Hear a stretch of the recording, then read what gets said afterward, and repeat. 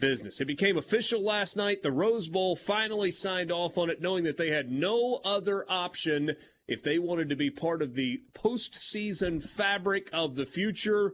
And so they signed off, and all of the conferences and all of the 6 access bowls are in lockstep. We will have a 12-team college football playoff season after next. Yay!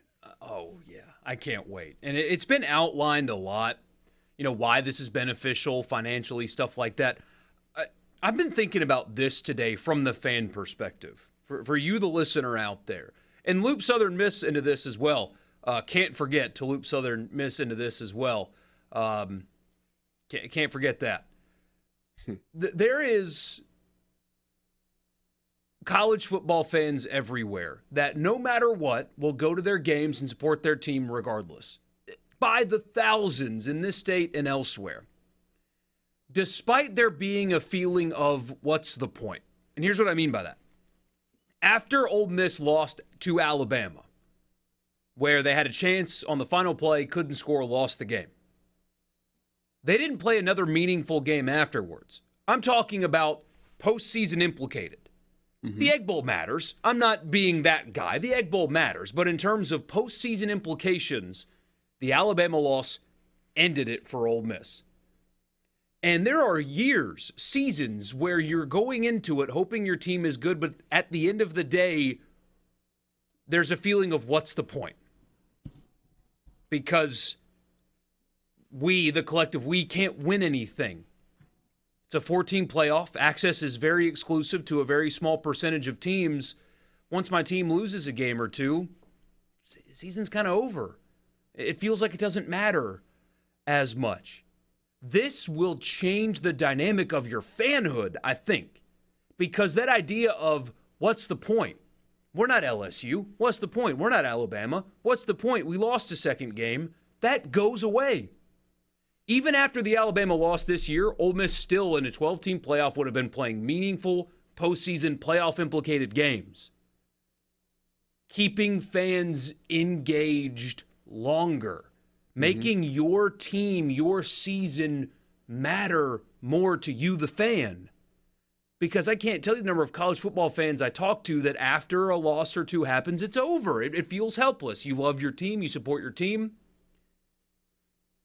But you go to a game and it's like, yeah, I hope we win, but whatever. Oh, playing for the Citrus Bowl. Awesome.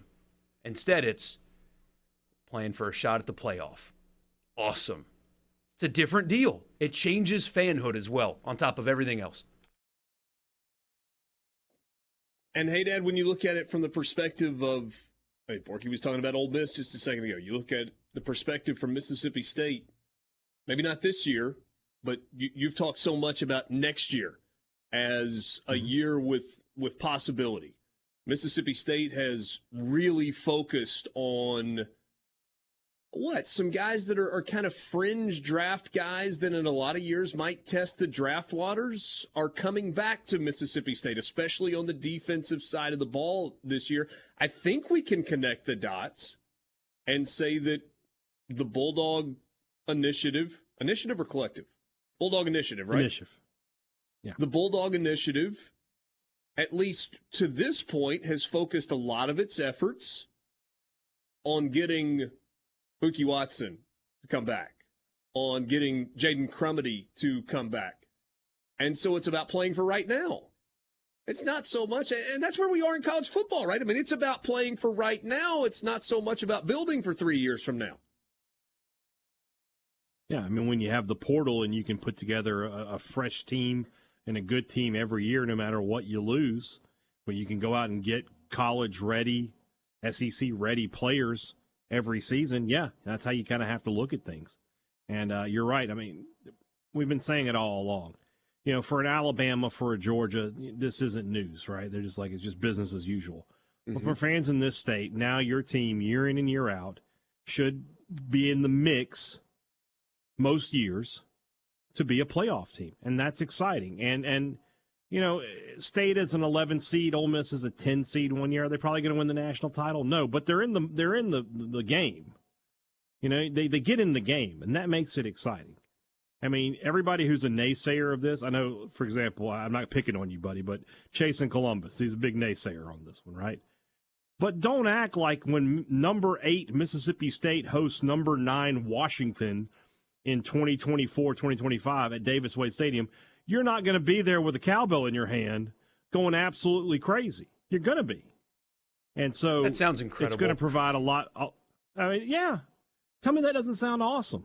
Tell me that doesn't sound, if you're an Ole Miss fan, me telling you number 7 Ole Miss hosting number 10, Baylor. Sorry for the Sugar Bowl, but just Penn State popped in my head. Penn State and Vaught-Hemingway Stadium. I mean, my God, there'll be 500,000 people in Oxford and another 60,000 in the stadium. This is what we want. This is exciting. Since we don't have all the conference champions yet this year, we've got conference champion weekend coming up. Let's look back at last year. All right, so Alabama beat Georgia in the SEC championship game. So Alabama, because remember, top 6 conference champions, top 6 ranked conference champions regardless of league, and then the next 6 highest ranked teams. Alabama won the SEC. They would have been in. Michigan was the Big Ten champion. They would have been in. Cincinnati was the American champion, and they were ranked 4th, so they would have been in. Baylor was the Big 12 champion. They would have been automatically in. Utah was the Pac-12 champion. They would have been in. And Pittsburgh would have been in as the ACC champion. So those 6 would have been automatics. After that, you would have had Georgia as an at-large, Notre Dame as an at-large, Ohio State as an at-large, Ole Miss, Oklahoma State, and Michigan State. Those would have been the 12 teams in the playoff. And then based on seeding, now the only conference champions can get that first round bye where they go to the quarterfinals. So your 4 conference champions that would have gotten first round byes would have been Alabama, Michigan, Cincinnati, and Baylor. Am I looking at that correctly? So Alabama for the SEC, Michigan from the Big Ten. Georgia wasn't a conference champion, so they can't get a bye. Correct. Cincinnati was an American Conference champion, so they would get a first-round bye. Notre Dame is not eligible because they're independent. They're not a conference champion. Ohio State was not a champion. Baylor would have been the 4th highest-ranked conference champion. So those 4 teams would have gotten byes. And then you would have had Georgia at number 5, Notre Dame at number 6, Ohio State as the 7 seed, and Ole Miss as the 8 seed. So those are the 4 teams that would have hosted games on their campus. Ole Miss last year would have hosted a college football playoff game at Vaught-Hemingway Stadium. Against who? So who would have been the 9? I think it would have been Oklahoma State. Yeah, sign me up. I mean, come on. So you would have had Ole Miss, Oklahoma State. No, is that right? If they were numbered. But they weren't a conference champion. So. Yes. Well, it wouldn't have mattered who they weren't a conference. So that would be 8-9. The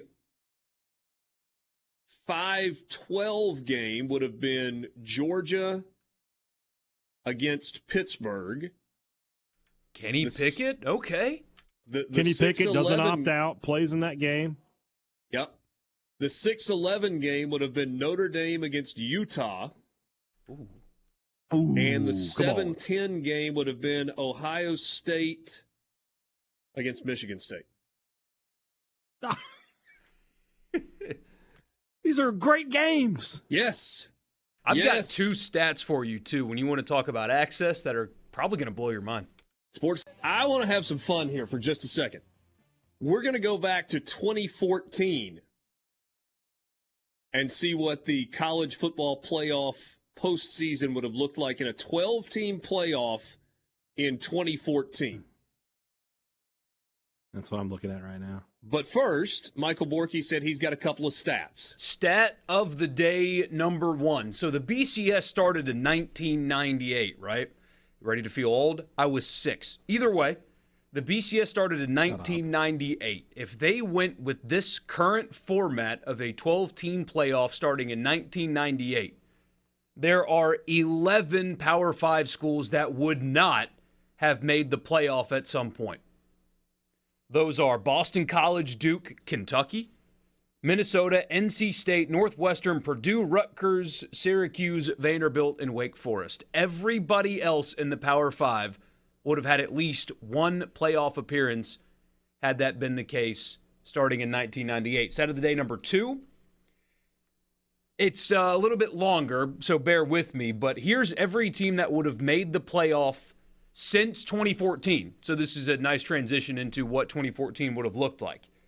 In the Big Ten, Ohio State, Penn State, Wisconsin, Michigan, Michigan State, Iowa, and Indiana all would have made it.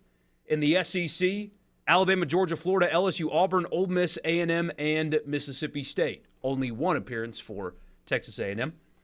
In the ACC, Clemson, Florida State, North Carolina, Miami, Pitt, and sort of Notre Dame. In the Big 12, Oklahoma, TCU, Baylor, Kansas State, Iowa State, Oklahoma State. In the Pac-12, Washington, USC, Utah, Oregon, Arizona State, Stanford, Colorado. Again, this is since 2014. In the AAC, UCF, Cincinnati, Memphis, and Houston. Obviously, Notre Dame is an independent. Boise State from the Mountain West, Western Michigan, and Coastal Carolina from the MAC and the Sun Belt, respectively. All of them would have made at least one appearance if this started in 2014. Access for anybody in college football that has a season worthy of it. I think that I have figured out what 2014 would have looked like. So I'm interested to hear yours because I'm trying to figure it out too. Okay, so Alabama was the SEC champion, and they would have been number 1 overall. Oregon was the Pac-12 champion. They would have been number 2 overall. Florida State was the ACC champion. They would have been number 3. Ohio State would have been number 4. You remember the Big 12 did not have a championship game in 2014, and that's why TCU was so upset, because they were in the top 4, and then they got bumped all the way down to number 6 that year. Baylor ended up as the highest-ranked team, so they would be the automatic qualifier from the Big 12. And then the next highest-ranked conference champion was Boise State, all the way down at number 20. So this is where some people would get in their feelings. They'll be like, you can't put the number 20. Yeah, you can. Okay, they're next highest-ranked conference champion. They were 11-2. So, from a seeding standpoint, those 4 teams, Alabama, Oregon, Florida State, Ohio State, would all have first-round byes. Your quarterfinal matchups, if I've done this right, Baylor would have been a 5 seed, and they would have hosted Boise State in the 5-12 game. That's what I have. TCU would have been the 6 seed, and they would have hosted Kansas State in a 6-11 game. Yes. Mississippi State would have been the 7 seed and would have hosted Arizona in Starkville in the 7-10 game, and Michigan State would have been the number 8 seed, and they would have hosted Ole Miss in the 8-9 game in East Lansing. Late December in East Lansing, Michigan. If we did it correctly, that's what it should have been. Yes. Georgia Tech would have been a team that was ranked in the top 12 that missed out on the playoff. They went 10-3 that year. Remember, that's the Georgia Tech team that beat Mississippi State in the Orange Bowl. Sure did. But they would have been outside looking in on the playoff because Boise State would have jumped. They would be the only team out of the top 12 that didn't make it because you had a conference champion from the 6th highest ranked conference champion was Boise State, who was outside the top 12.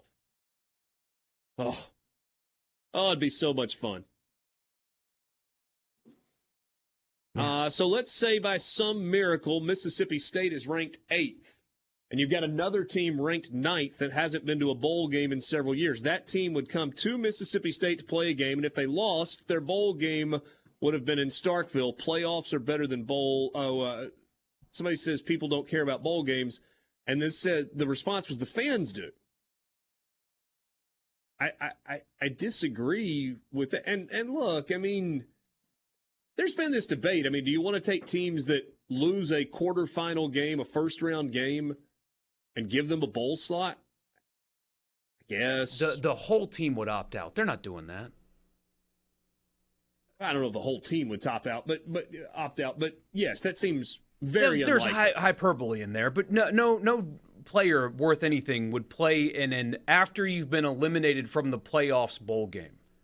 And look, at fans caring about a bowl game over a playoff game, I would be very interested to hear how that would shake out, because playoffs are bigger, just generally.